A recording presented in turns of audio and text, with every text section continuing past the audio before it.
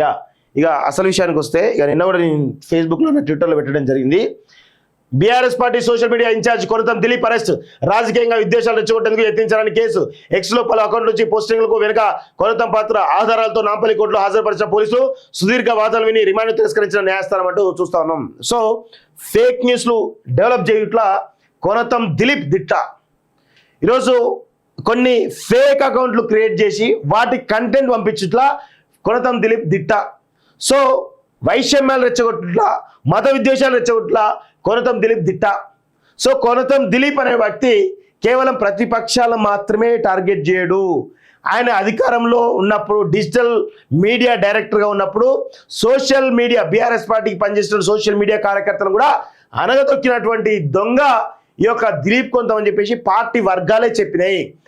Party ఓడిపోయిన తర్వాత డిసెంబర్లో చాలా బీఆర్ఎస్ పార్టీ సోషల్ మీడియా అకౌంట్లలో ఈయన చేయబట్టే పార్టీ ఓడిపోయింది, ఈయన కరెక్ట్గా పనిచేసి ఉంటే ఈరోజు పార్టీ గెలిచేది, ఈయనే పెద్ద తెలంగాణ ద్రోహి, ఈయననే కాంగ్రెస్ సహకరించిండు అనేటువంటి దాంట్లో బీఆర్ఎస్ పార్టీ కార్యకర్తలు ఎక్స్ వేదికగా ఫేస్బుక్ వేదికగా ఈయన పైన బలమైనటువంటి విమర్శలు చేశారు.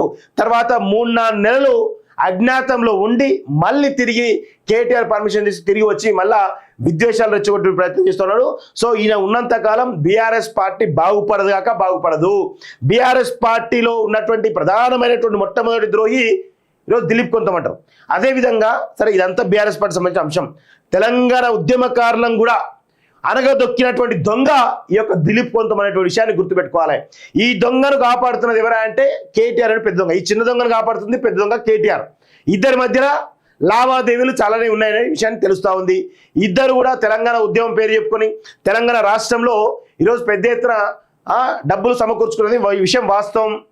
దీనిలో అందరికి కూడా తెలుసు. డిజిటల్ మీడియాలో కొన్ని 100 కోట్ల రూపాయల అక్రమాలు జరిగినాయి 10 ఏళ్లలో.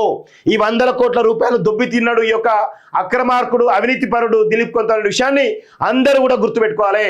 పాము కొరల్లో విషం కన్నా ప్రమాదకారి ఈ యొక్క దిలీప్ కొంత అనే విషయాన్ని బీఆర్ఎస్ పార్టీ కార్యకర్తలే చాలాసార్లు నాతో చెప్పారు.